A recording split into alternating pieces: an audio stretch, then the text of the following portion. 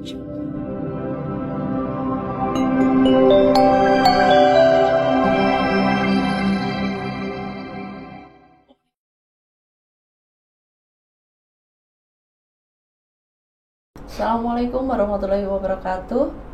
Selamat pagi, salam sejahtera bagi kita semua. Semoga kita selalu dalam lindungan Allah Subhanahu wa Ta'ala, dan semoga kita selalu diberikan kesehatan. Amin, amin, amin ya rabbal alamin. Pertama, perkenalkan, nama saya Karina, biasa dipanggil Karina. Alhamdulillah pada pagi hari ini kita bisa melaksanakan podcast perdana di channel YouTube Rumah Sakit Syuhada Haji. Pada pagi hari ini tema yang kita bahas yaitu kilas balik Kolombo tahun 1973. Rumah Sakit Syuhada Haji kemarin telah melaksanakan kegiatan haul di yang ke-48, tepatnya pada tanggal 4 Desember 2022, yang diadakan di Monumen Syuhada Haji bertempat di Kebonrojo, Kota Blitar. Semoga selalu diberi kelimpahan, keberkahan dari Allah Subhanahu wa Ta'ala kepada para syuhada dan para penerus cita-cita pendiri Yayasan Syuhada Haji. Amin, amin ya rabbal alamin. Alhamdulillah, pada pagi hari ini kita telah bisa menghadirkan Bapak Dr. Zain Amiruddin MSI. Selamat pagi Bapak. Selamat pagi. Dan Ibu Dr. Anda, Bu Siti Muawanah, selaku pendamping dari Bapak Zain. Selamat pagi Ibu. Selamat pagi. Dengan adanya serangkaian kegiatan haul Rumah Sakit Syuhada Haji ini, mungkin dari saya atau dari kami masyarakat sekitar masih ada yang belum paham tentang pendirian dari Monumen Syuhada Haji tersebut sampai pada akhirnya bisa berdiri sebuah rumah sakit yang kita banggakan ini. Mungkin Bapak bisa menjelaskan dari sejarah atau histori yang bisa menjadi inspirasi jenengan mendirikan sebuah monumen ini. Monggo Bapak, silakan jenengan ceritakan.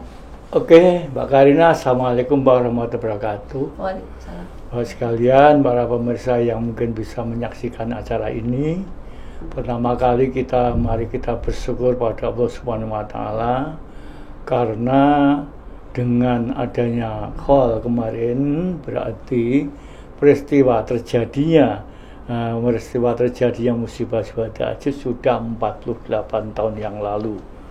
Dan ini selaku orang yang sejak awal berkecimpung dalam permasalahan Syuhada Haji ini patut bersyukur, karena 48 tahun ternyata tidak bosan untuk mencapai cita-cita yang ditayangkan sejak semula. Ini yang saya syukuri, sekali lagi saya bersyukur 48 tahun yang lalu sampai sekarang ternyata tidak bosan dan tidak waleh atau tidak berputus asa di tengah jalan. Ini. Oke, Mbak Karina saya hormati. Jadi dinamakannya saja sudah Syuhada Haji. Memang semuanya ini terkait dengan peristiwa terjadi pada tahun 1974. Bukan 73, 74. Bulannya bulan Desember, tanggalnya tanggal 4. Kemudian kalau dihubungkan dengan bulan Komariah, tanggal 20 Dzulqa'dah atau 20 Shawwal. Harinya Rebu, malam Kamis terjadi kecelakaan. Nah, kecelakaan itu terjadi pada waktu itu hanya mengenal namanya peristiwa Kolombo, karena yang dikenal ada kota Kolombo. Nah, lama-lama akhirnya kita tahu betul bahwa akhirnya terjadinya itu ada di puncak gunung namanya Tujuh Darah, dan kemudian Tujuh Darah itu lebih dikenal dengan namanya Maskelia. Kemudian Maskelia, namanya gunung sendiri, akhirnya terjadi di sini. Kita lebih kenal lagi namanya apa tadi, itu terjadinya begitu. Nah, pada waktu itu kita harap tahu bahwa asalnya para jamaah haji ini berangkat haji itu tidak menggunakan pesawat terbang, tapi menggunakan pesawat laut, pesawat kapal laut. Memang ada beberapa orang yang naik pesawat terbang, tetapi bukan haji resmi, tapi haji haji yang menggunakan biaya sendiri. Tapi yang dilakukan pemerintah itu adalah menggunakan kapal laut. Tahun 74 itulah akhirnya diganti dengan pesawat terbang. Nah, pesawat terbang akhirnya Indonesia hanya punya perusahaan penerbangannya itu yang jelas adalah Garuda, Mandala, Merpati. Itu yang terkenal, ada beberapa yang lain. Akhirnya Indonesia menyewa dari Belanda namanya pesawat Martin Air. Jenisnya DC-8. Berarti itu seperti pesawat penerbangan pertama haji ya? Iya, hampir sama dikatakan yang resmi haji itu penerbangan pertama. Nah, kemudian itu hanya pesawat terbang itu hanya mengangkut 182 jamaah, 82 orang.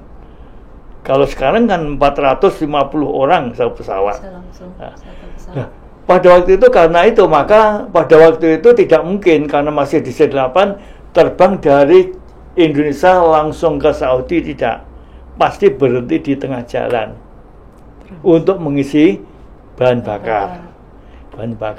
Akhirnya Indonesia pesawat itu akhirnya berusaha mendarat di Kolombo dalam rangka mengisi bahan bakar. Ternyata pada waktu mulai turun dari penerbangannya menuju ke lapangan udara di Kolombo itu, akhirnya terjadilah musibah itu. Pesawat itu akhirnya menabrak dan membentur daripada puncak 7 darah. Hingga dengan demikian bisa dibayangkan pada waktu itu pesawatnya terbelah menjadi 2. Yang depan itu yang ke sebelah sini, yang belakang sebelah belakang. Sehingga kemarin pada waktu Pak Hasyim pada keterangan pers menyatakan bahwa waktu call kemarin yang diketemukan 182 bentuk utuh itu hanya 90 orang. Yang lainnya berjajar di sebelahnya gunung. Oke, Mbak Karina.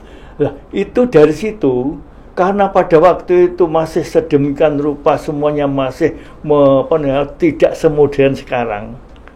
Telepon belum ada. Orang yang punya telepon rata-rata hanya orang perkotaan.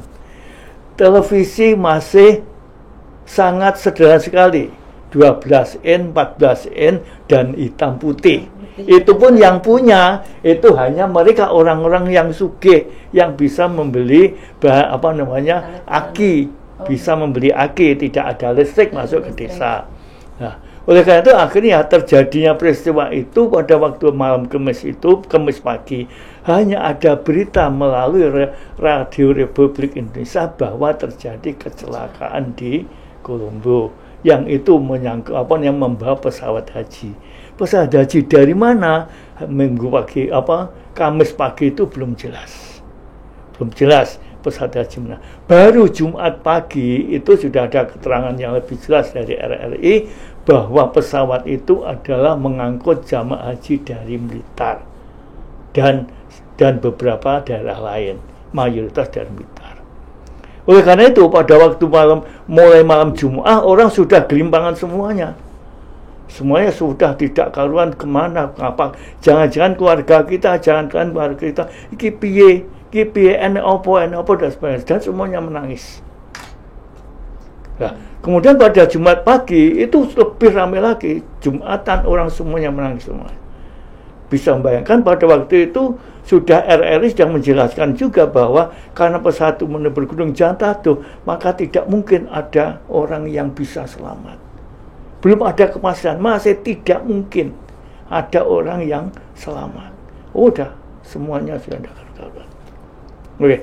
Oleh karena itu akhirnya semua orang terjadi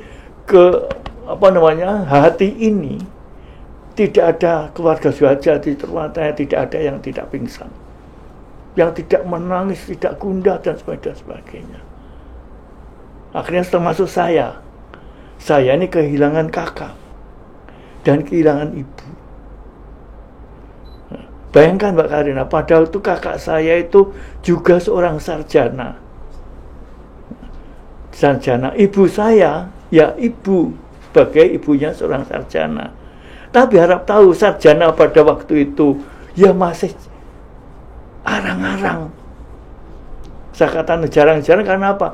Untuk mencapai, kalau sekarang istilahnya S2 atau S1, itu harus di Blitar, di Tulungagung sudah bisa. Dulu mencari dokter Andes itu kalau tidak di Jogja itu tidak ada. Belum ada Andesnya.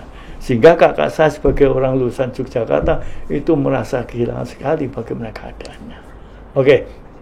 Nah, Mbak Karina pada waktu itu akhirnya semuanya demikian. Nah, 182 itu juga ditambah lagi ada kru pesawatnya.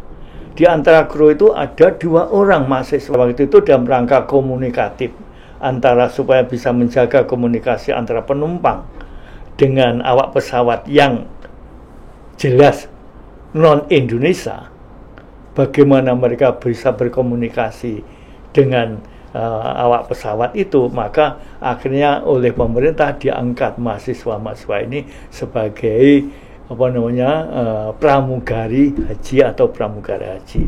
Kita terkenal namanya Mas Hamid, kemudian juga Mbak siapa itu namanya, ada 2 orang, jadi laki-laki perempuan itu katut di situ. Yang satu dari IAIN Ujung Pandang laki-lakinya, perempuannya dari IAIN Surabaya.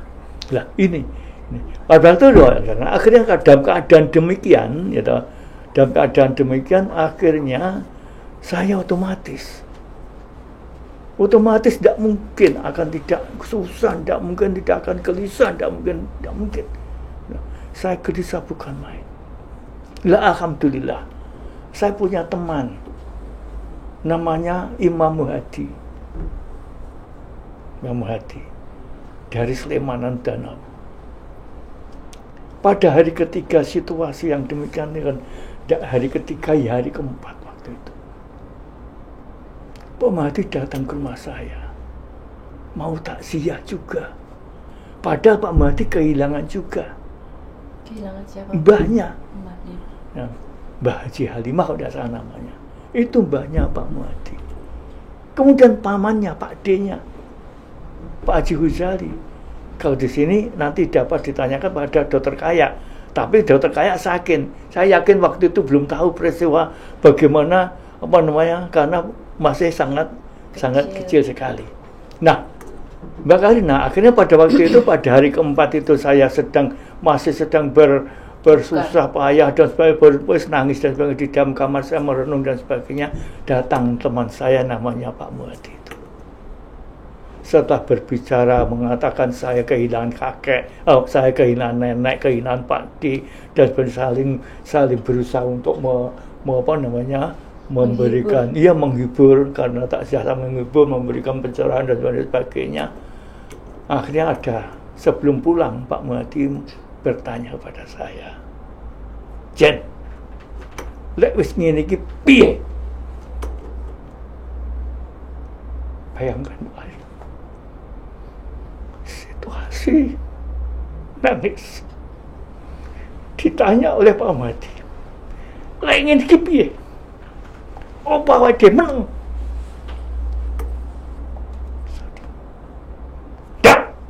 Kita harus bangkit. Akhirnya dengan bahasa semacam itu, pemberian semangat semacam itu, akhirnya jabat tangan berdua. Dah, sesuk ben neng pendopo diadakan malam 7 harinya. Selamat datang. Kowe tuku teko. Aku ya teko. Neng kono engko pedok dengan beberapa orang keluarga mereka yang kesukaan. Terus piye engko carane kita pecahkan di sana. Itu Mbak jadinya. Akhirnya ya wis. Selamat jalan. Kita bangkit, kita tidak hanya diam dalam kamar, kita tidak hanya diam merenungi kejadian, tapi bagaimana kita menghadapi masa depan. Jabat tangan, dianya pulang. Abang besok ketemu di pendopo. Begitu Don Bapak langsung ini. Saya bicara di pojokan pendopo. Kingko terus piye nani? Iki engko terus piye enake? Lah piye? Ya wis, engko. Ini nanti yang akan menyambut atas nama keluarga, insya Allah kangkum. Bapaknya Pak Zainal Effendi namanya Kaji Markom. Selesai acara, Pak Haji Markom menyambut. Setelah selesai acara, akhirnya kita berkumpul. Terus gimana? Oke, akhirnya beberapa para kiai, para sesepuh dan sebagainya, oke, kita perlu untuk bersatu, kita butuh untuk silaturahim keluarga syuhada haji ini.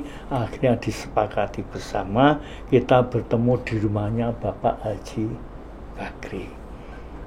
Mengapa? Karena beliau yang rumahnya kota. Pak Haji Bakri itu bukan keluarga syuhada, tetapi beliau peduli sekali dengan syuhada karena rumahnya kota. Akhirnya beliau menyediakan rumahnya untuk pertemuan itu. Dari pertemuan itu disepakati pertama membentuk organisasi kekeluargaan. Ini diberi nama Koordinator Keluarga Syuhada Haji Blitar. Pertemuan pertama kali akhirnya disepakati karena ini pertemuan membentuk pertemuan keluarga, membentuk pertemuan organisasi, maka harus ada personal yang memimpin organisasi. Akhirnya para keluarga ini semuanya akhirnya mempunyai kesepakatan. Karena ini harus menghadapi ke depan, maka diusulkan yang memegang mengendalikan organisasi harus yang sudah sarjana. Tadi saya katakan sarjana itu sesuatu yang sudah jadi sarjana. Akhirnya dicari yang sarjana. Sarjana yang muncul sekarang pada Uttarapada sekitar 40 orang. Sarjana yang ada itu ada 2. Lagi Muhadi ada Jen. Ada yang begitu, Muhadi dengan Jen. Itu sarjana semua apa kayak keluarga korban? Iya, jadi keluarga korban ngumpul di rumah Kaji Bakri itu orang itu akhirnya dicari ya, kita membentuk keluarga ini loh. Ini namanya keluarga ini, terus yang memimpin sopo. Akhirnya yang memimpin akhirnya disepakati itu cari yang sarjana. Lah kebetulan yang sarjana itu Pak Muhadi dan Jen Amiruddin.